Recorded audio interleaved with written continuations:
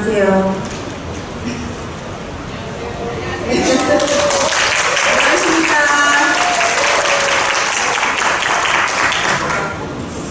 저는 경기도 영양제사 회장 윤혜정입니다.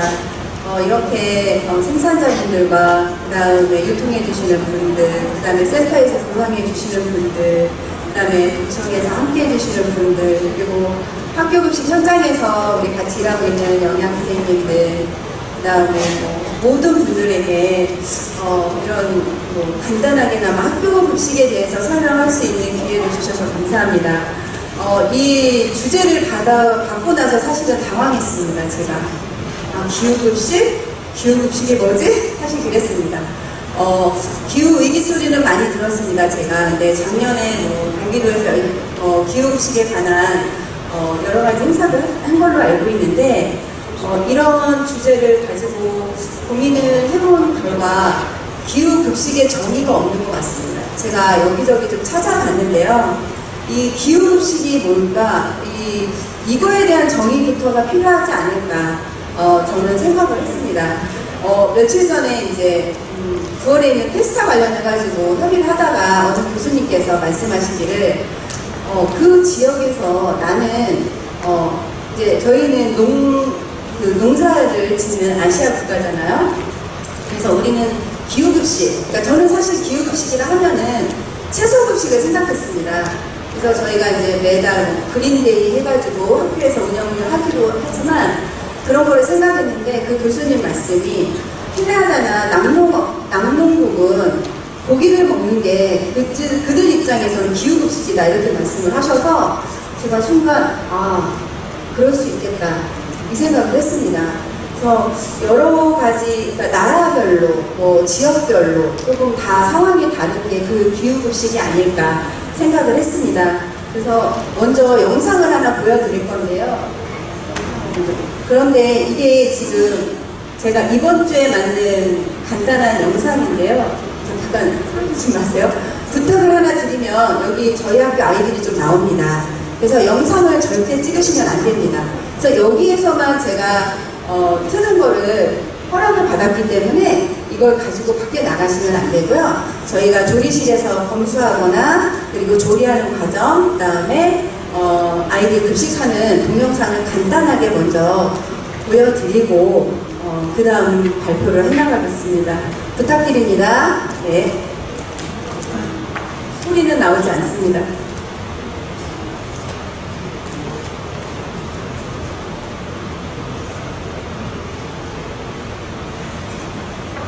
저희가 요즘은 종이를 사용하지 않고 햇섭 위생 시스템이라는 시스템을 가지고 검수를 하고 있습니다. 지금은 검수 후에 소독하는 과정입니다.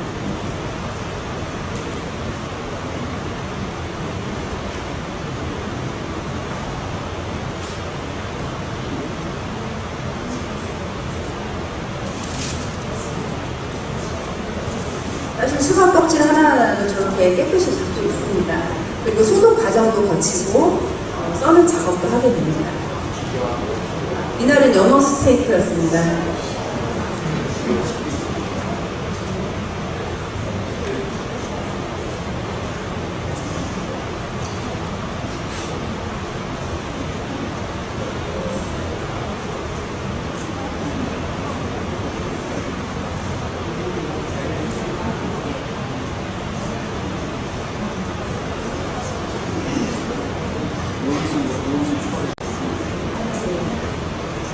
어떠신가요?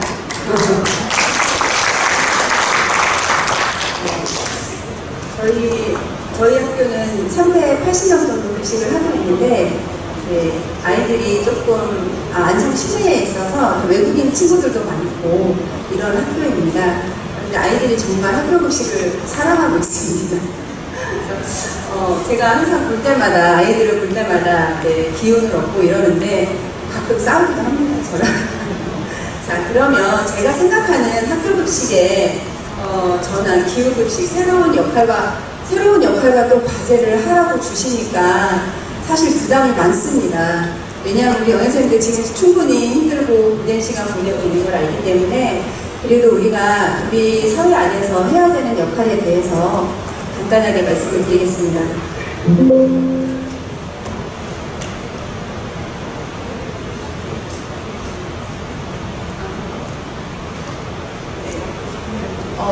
저도 이번에 이제 이거 발표하기 위해서 공부를 하다 보니까 IPCC라는 데서 2차 보고서를 냈는데 지구 평균 기온이 1.09도씨 상승을 했다고 합니다, 현재.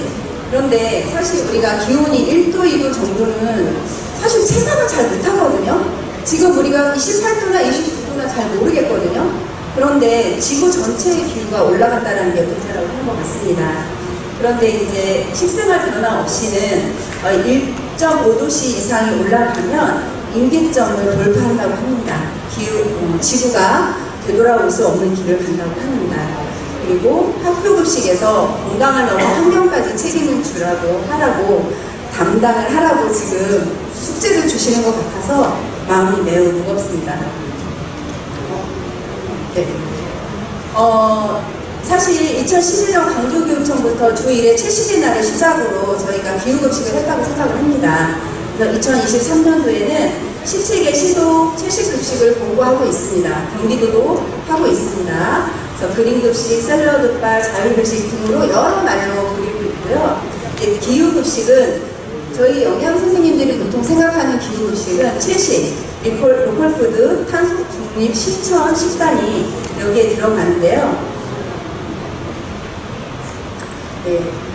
육류 중심 식생활에 환경에 미치는 영향은 우리가 다 알고 있을 거라고 생각합니다.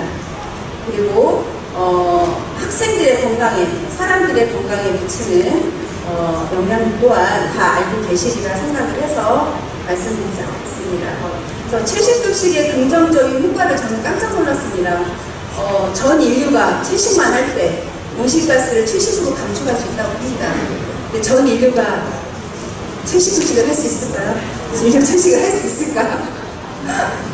그리고 농경지가 75%가 회복이 되고 식량 위기가 완화가 되고 다 아시다시피 이 동물들이 사실 사료용 동물이랑 이런 것들을 많이 먹잖아요. 그래서 그런 부분이 인간 식량으로 전환이 되고 의료비 또한 절감이 되고. 근데 제가 이걸 생각하면서 다른 어른들은 할 수 있다고 생각합니다. 근데 학생들은 문제점이 뭘까 고민을 해봤는데 학교 급식에서 일단은 아이들 만족도가 떨어집니다. 아이들 다 아시다시피 아이들 밥을 잘 먹지 않을 겁니다. 네, 지금 한 달에 2번 저희도 이제 기후급식을 하고 있는데 이날은 고기는 주지 않습니다. 그렇지만 이제 생선이라든가 계란, 우유, 이 제품을 주고 있는데요.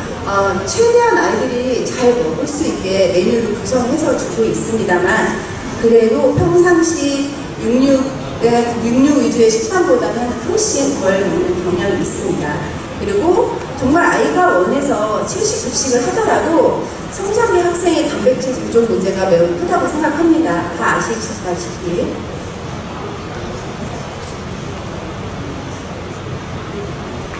왜 안 나올까요? 네.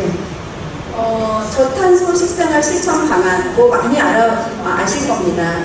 푸드 마일리지를 감축하고 지역 농산물, 제철 식재료를 사용하는 부분, 홀푸드를 확대하면 신선하고 안전하고 CO2 저감되고 이런 부분이 있는데 제가 안성의 사례를 하나 말씀을 드리면 제가 안성 지역에 있습니다. 그 안성에서 시에서는 안성시 농민의 과일을 직접 학교로 공급을 해주십니다. 그래서 월 2번 정도 제철에 나오는 안성에서 나오는 블루베리라든가 딸기, 그 다음에 샤인머스켓 여러 종류를 그 계절에 맞춰서 주고 계세요. 그걸 아침에 딱 물건을 받으면 사실 그 경친에서 주시는 과일도 신선하지만 이 안성 과일을 주시는 게 훨씬 신선하더라고요. 그 전날 수확을 해서 아침에 이제 보관을 해서 이렇게 오는 부분이 있기 때문에 그래서 정말 로컬푸드가 지역 농산물이 중요하구나 여러 방면에서 그런 생각을 하게 됐습니다. 그리고 음식물 쓰레기 급식 장관에서 이제 줄이는 부분, 그 다음에 채식 확대. 네. 그래서 채식 확대를 하면 기후 건강 경제가 윈윈 전략이 된다고는 합니다. 네. 친환경 농산물 공급망의 현실과 과제인데요.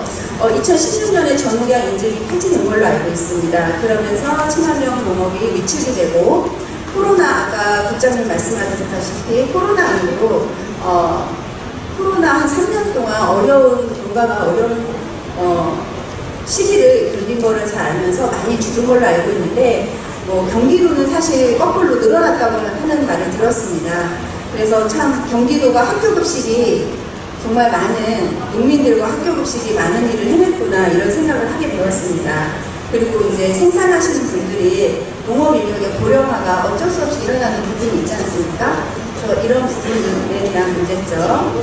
그 다음에 이제 그런 부분은 조금 농가에도 어느 정도 수익을 가져가고 학교에도 제대로 된 가격으로 물건을 받을 수 있는 그런 계약제대로 농가 수입 안정 품질을 확보를 하고 학교급식센터에서는 지역 선순환과 투명성을 강화해서 단가 같은 것을 잘 측정을 해주시면 좋은데 사실 요즘 기후이기 때문인지 모르겠지만 농산물이 상당히 고가입니다.